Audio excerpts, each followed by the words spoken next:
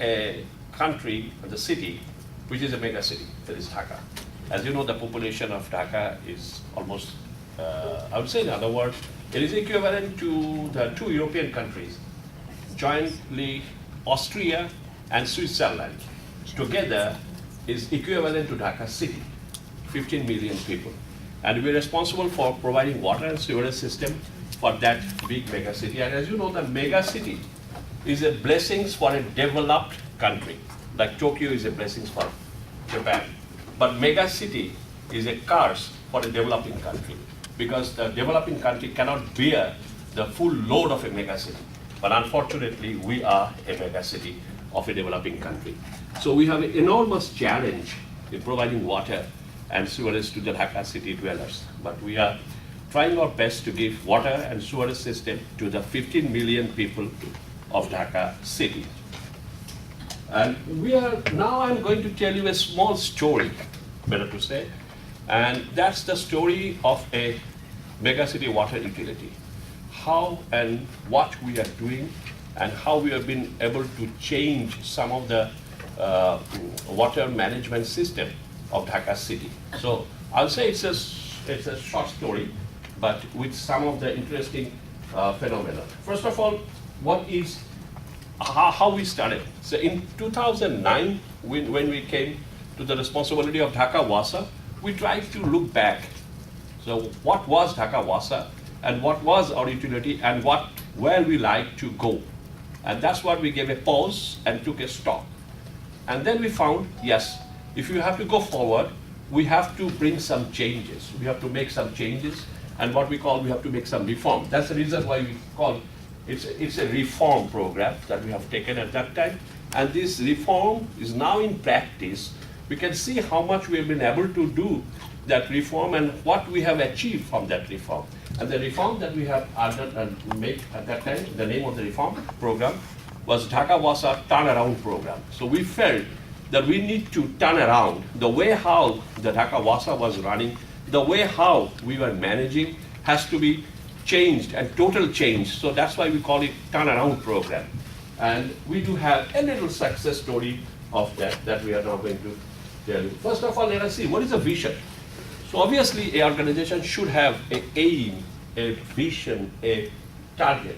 And that vision that we made in 2009, that to be the best water utility in the public sector of Asia.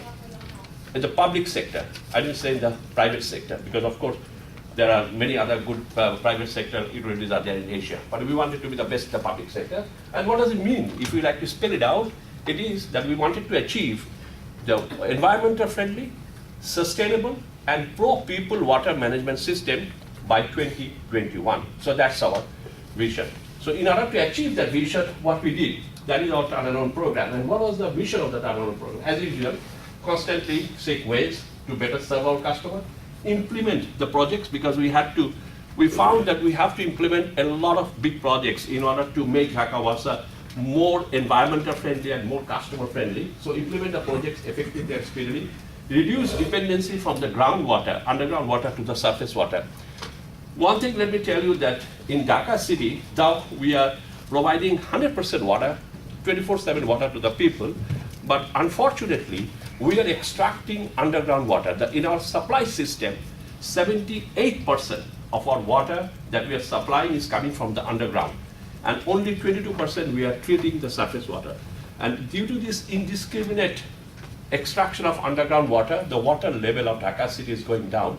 So this is no more environmental friendly water extraction or environmental friendly water management system. So that's why we have decided to change our focus. So instead of extracting underground water, we are now going forward towards the river water treatment. And by 2021, we want to make a turnaround, whereas now we have 22% surface water and 78% underground extraction, and we want to go for 70% surface water and 30% underground water extraction. And that will be environmental friendly, ecologically balanced at that time. So there will be enough opportunity for underground recharging. So that's what is our mission. And practice a corporate culture in management and in operation, ensure a high level of transparency and accountability, and improve the efficiency. That's what is normal for an organization when you like to make a change. And I'll skip that. And that's the reason why we have taken a holistic approach of reform, and we call it Dhaka Wasa Turnaround Program. So it is nothing but to make our capacity building or enhancement of our capacity. Now let's see how Dhaka Wasa operates. Dhaka Wasa is operating under an act which is called 1996 Wasa Act, where it says clearly that it's a corporation, it's an authority consisting of a board and the management. And it's owned by the government, it's a public sector, but managed by that authority and the board and the management. And it is a fully autonomous body, it says in the law. It says in the law that it will have a corporate management and it will exercise corporate culture.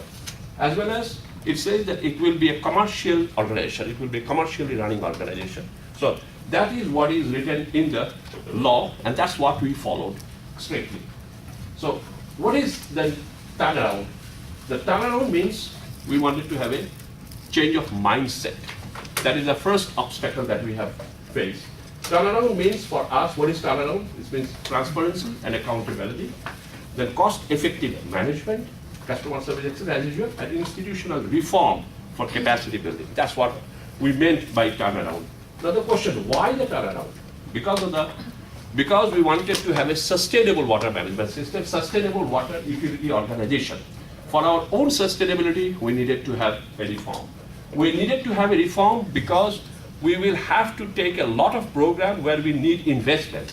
So to invite investment, to attract investment, we needed to have a turnaround. Otherwise, the investors will not come. Not a single bank or the lender authority will give you a single penny loan until and unless they see that this loan will be repaid. So in order to repay the loan, we have to make a baseline. We have to make ourselves on standing on our own footings. That's the reason why we wanted to have the turnaround. Why we wanted to have a turnaround? Because we wanted to have an environmental friendly and sustainable water management system. Because why I'm telling the sustainable is still now, at the beginning I told you that we are now producing water more than the demand of Dhaka city every day. But we are not sustainable. Because due to the fact that we are now extracting underground water through 715 number of borehole pipe pumps. So what happens, very often these equipment, electromechanical equipment goes out of water, and we are getting sort of lack of water in different areas. So that's why it is not sustainable. So that's why we have to go for sustainable water management. And then access of water to the poor people. Because unfortunately, Dhaka city, like many other mega cities in the Asian countries, a big chunk of people are living in the informal settlements. They don't have their address. So as per law, we cannot provide water to a household who doesn't have the legal title of the area of the building of the land. So that's why the people, those who are living in the informal settlements, what we call the slum areas, these people were out of the water range. So we decided to bring all those people under the legal water network. So for the access of water to the poor people, we had to go for this turnaround program and establish a good governance. But of course, there are a lot of challenges. And what is the biggest 5 challenges that we have to face? Well, the first challenge, mindset. Traditional mindset of the people was the first challenge for bringing this change. Of course, we had to overcome that. The second challenge was bureaucratic complicacy. The bureaucracy itself. Of course, I don't say bureaucracy is wrong or broken, but bureaucracy is a really barrier sometimes if it is not overcome. Lack of transparency was one of the big challenges for taking this, undertaking this reform. The trade union. Trade union can be an asset and trade union can be a liability for the organization. Now it is the management who has to decide whether you have to run with the liability trade union or with the asset trade union. Because if the trade union is a liability for you, you cannot proceed. So you have to manage, or you have to find a way out that the trade union will be an asset to you. So that's what we have tried to overcome these challenges.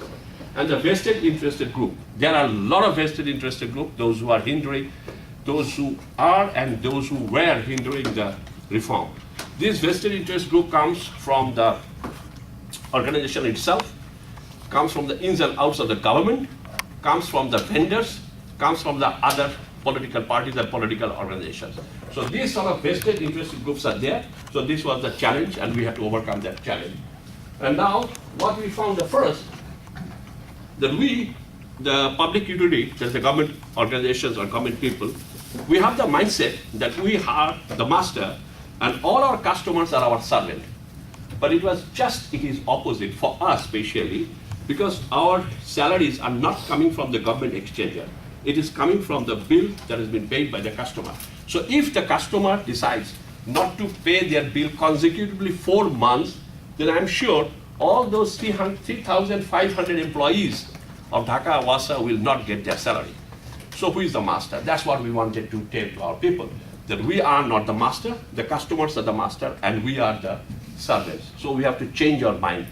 We have to set our mind that we have to serve our customer for better service of the customer. If we can serve better, that will be good for us. But of course, I told you there were challenges, but we do have some achievements here. First achievement that we do, we decided in 2010 that the Wasa was being managed mainly on the makeshift arrangements, or what we call the day-to-day basis.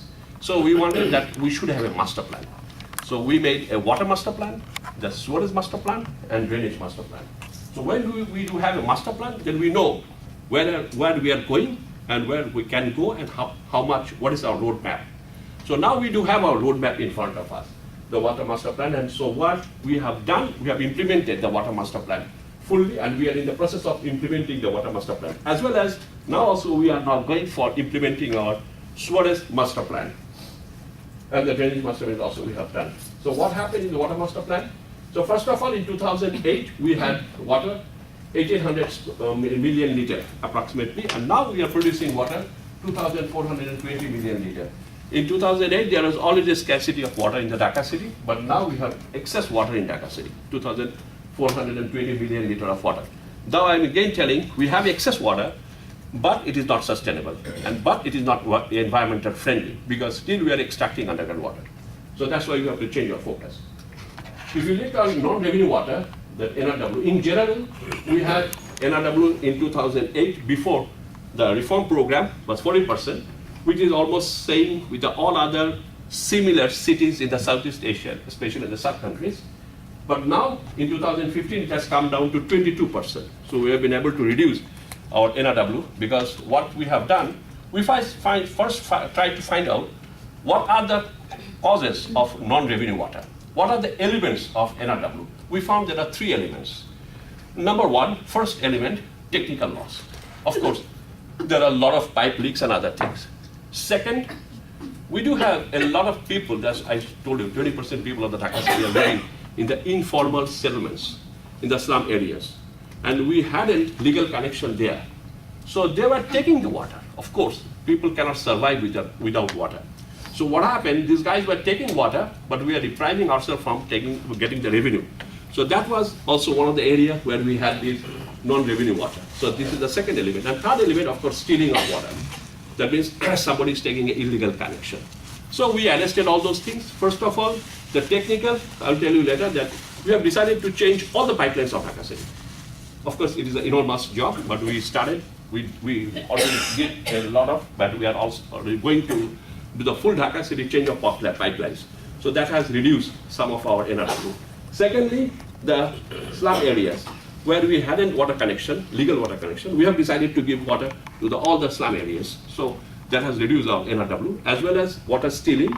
Of course, we have in place a lot of other programs in order to stop the stealing of the water, and that has also given us a little bit relief.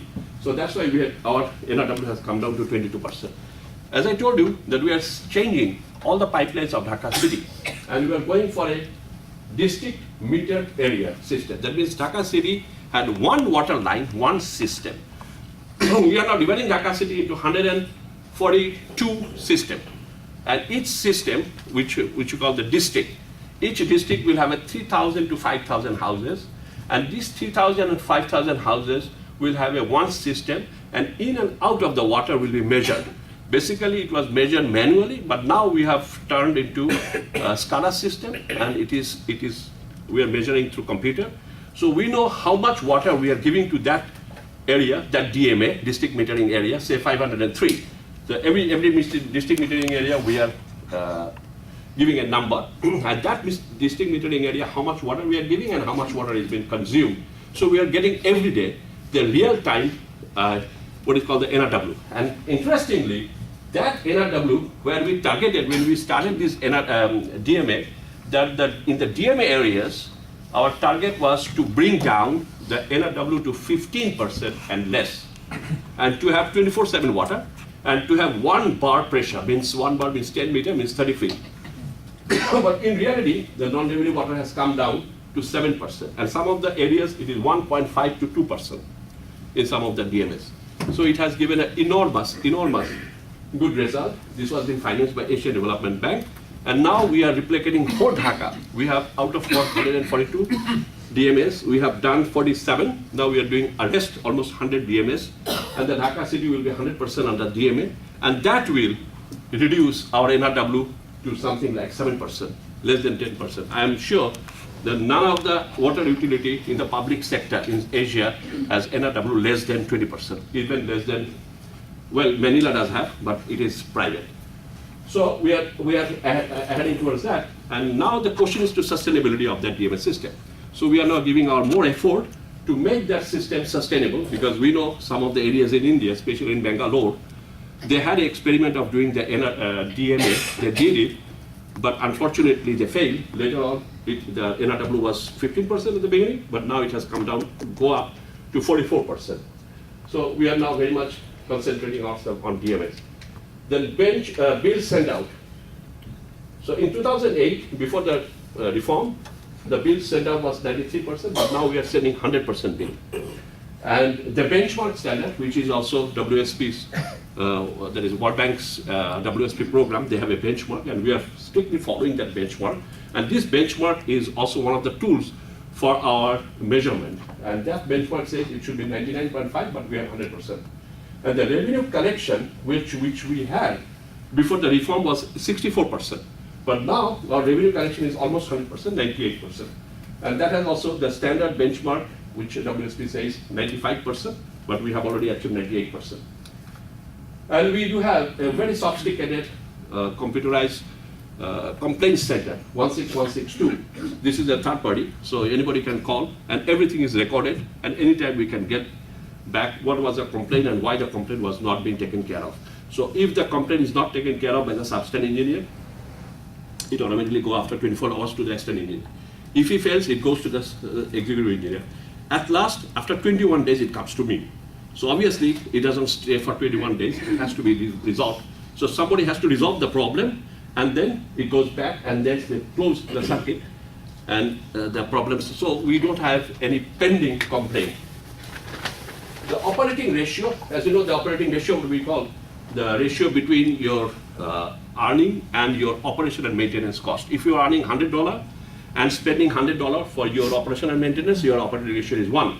If you are spending $90, then your operating ratio is 0.9. So we have our operating ratio is 0.9, but now we have our operating ratio is 0.66. That if we are earning $100, we are spending $66 for operation and maintenance.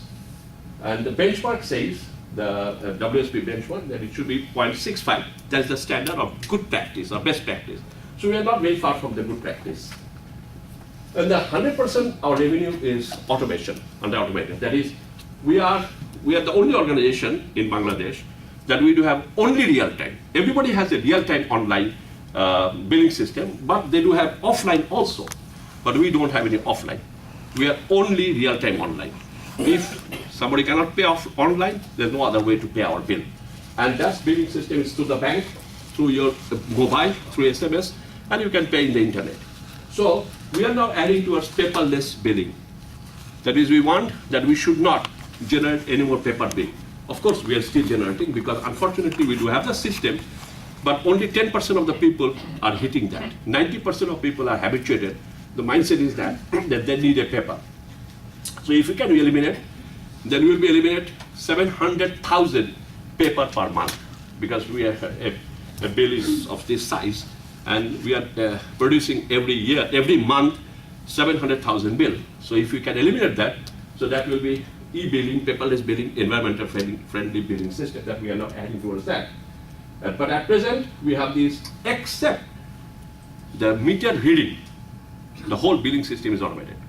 Because the meter has to be read by somebody and put that data, and the rest, everything is being done by the system, including as soon as the bill is generated, you will get a SMS in your mobile phone that your bill number such and such has been generated and your last day of payment is such and such.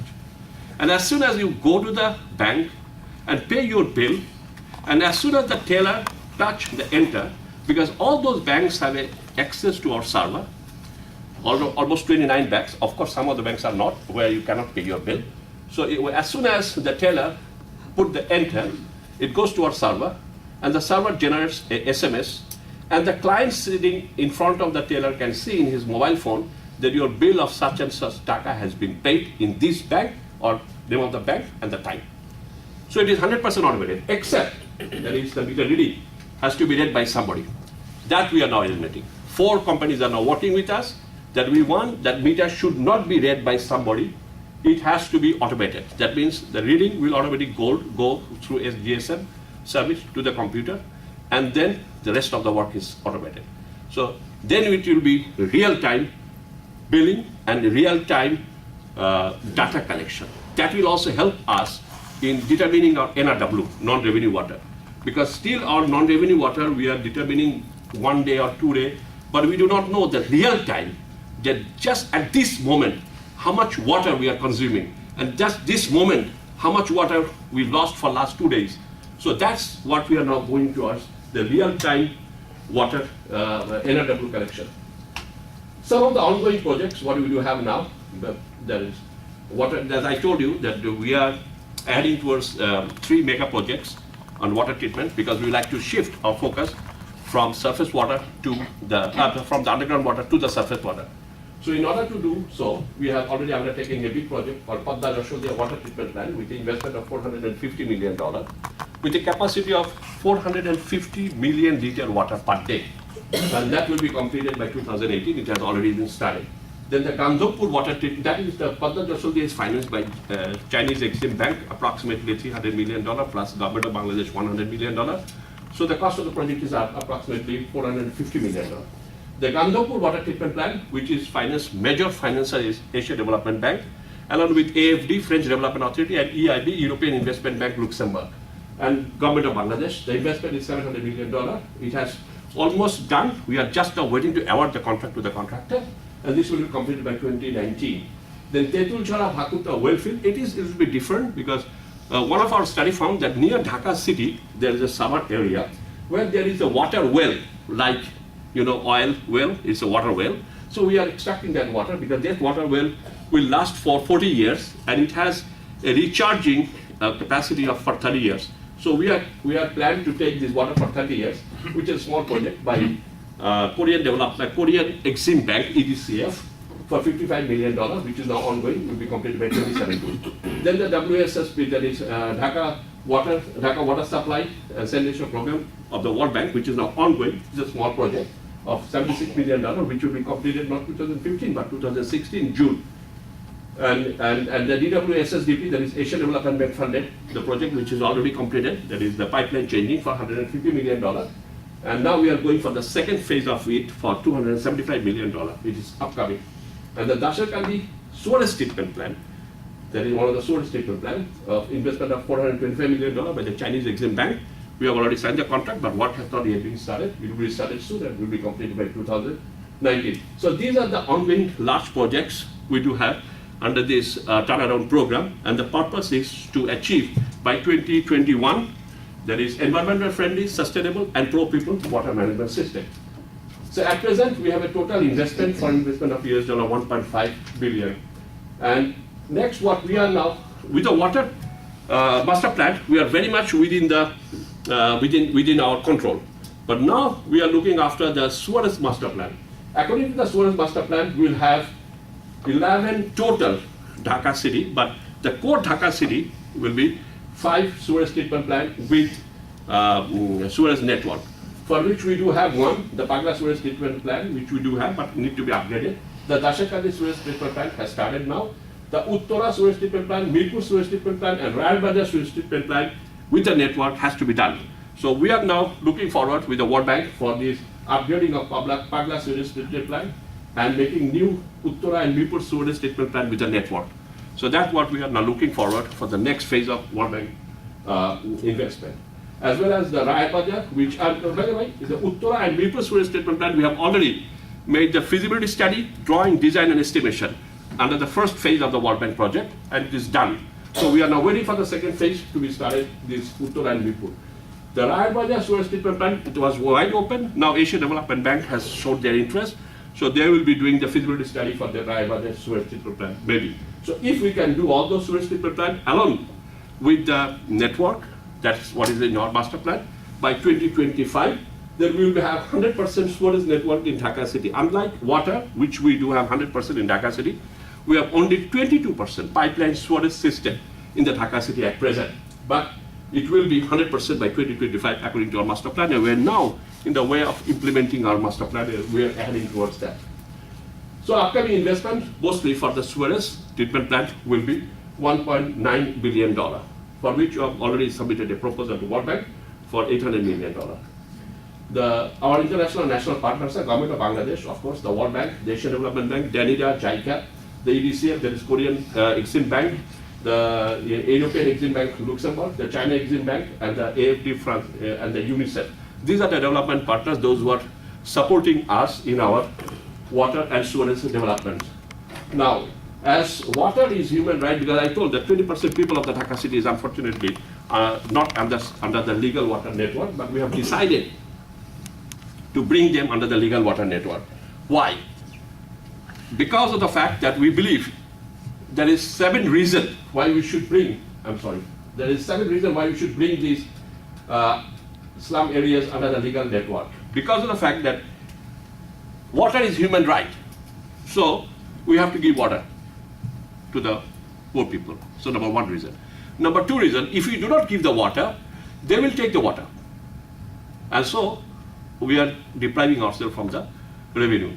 So second reason that we should give water to them. Third reason we should give them water, because the water that they are taking is contaminated water. When they are taking it, they are taking through pipes, which is, rubber pipes with hundreds and thousands of holes. So at the end of the day, when they get the water, it is a contaminated water. The fourth reason we should give them the water, because those poor guys from the slum areas, they are not actually taking the water from the pipeline. They cannot go and tap the water. That means some middleman, the muscleman, the mastans are working there, and they are taking the water and selling it to them. So we are encouraging the vendors, illegal vendors and musclemans, if we don't give them the legal water. So that's the reason why we decided to give them legal water. Why we have decided to give them legal water? Because it is a public health hazard. If we do not give them the legal water, by taking the contaminated water, they are very much, prone to the diarrhea and other waterborne diseases.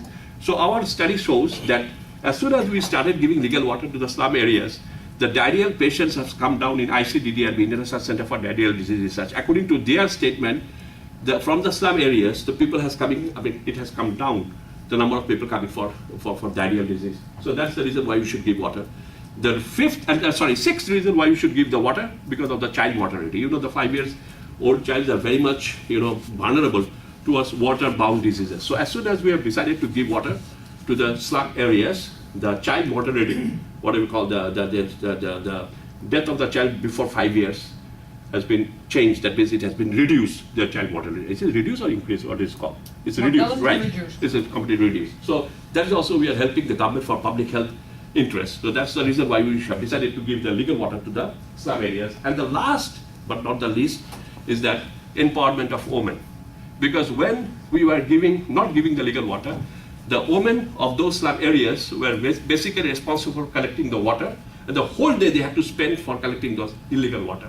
Now when we are giving the legal water, there's 10 minutes for them to collect the water, and rest of the day they are free for taking care of their children as well as going for work.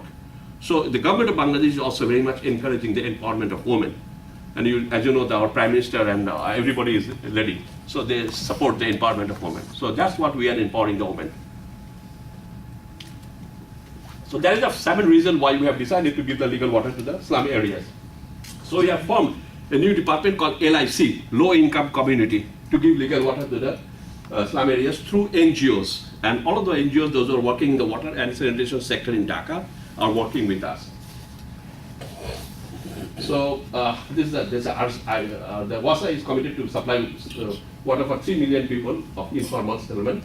We have targeted that by 2016, hopefully, if not 2017, we will be given 100% water to the slum areas.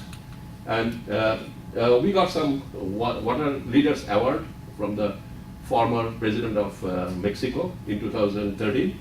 $10,000 we got it, and we invested that $10,000 for slum areas.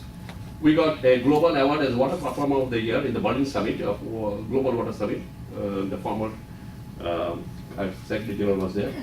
And recently we have been to India because the Times of India wrote in Bangalore, they learn from Dhaka to reduce water, because in the most of the cities in Bangalore and other cities, they have a 44% NRW, and we do have NRW of 22%, and now in DMS it is 7%. So the Indian newspaper wrote that why don't we learn from Dhaka how to reduce the water loss.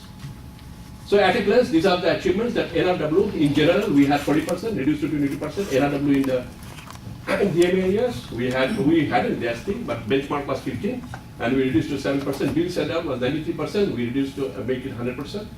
Then reduction, revenue collection, we had 64%, benchmark 95, we did a 97.50. Debt or receivable, we had 14 months, benchmark says 3 months, we have come down to 5.46, next year it will be 4.5 months. Manpower, over 1,000 collection, we had 16, benchmark says 12, we are now having 9.16. Operating ratio, we had 9.0, best practice says 6.5, and we are now having 0.66. So these are the achievements that we have made in general for some of the areas. That this is all was because of the fact that we wanted to bring a change. Why we wanted to bring a change? Because of the fact that we wanted to have a big investment. And in order to have the investment, we have to make ourselves sustainable and pro-people and environment-friendly water management company, water management authority. And that's the reason why we have done all those things. And possibly we are now heading towards 2021, what we are announcing, that we will be environmental friendly, sustainable and pro-people water management organization, as well as soon as all those DMAs will be completed, all those pipelines will be changed, we are expecting and we are dreaming that we will be asked the Dhaka city dwellers to drink tap water, which we unfortunately can't do it now. So our dream, by 2021, the people of Dhaka city will drink tap water. That's our dream, and let's go towards that. Thank you very much for your attention.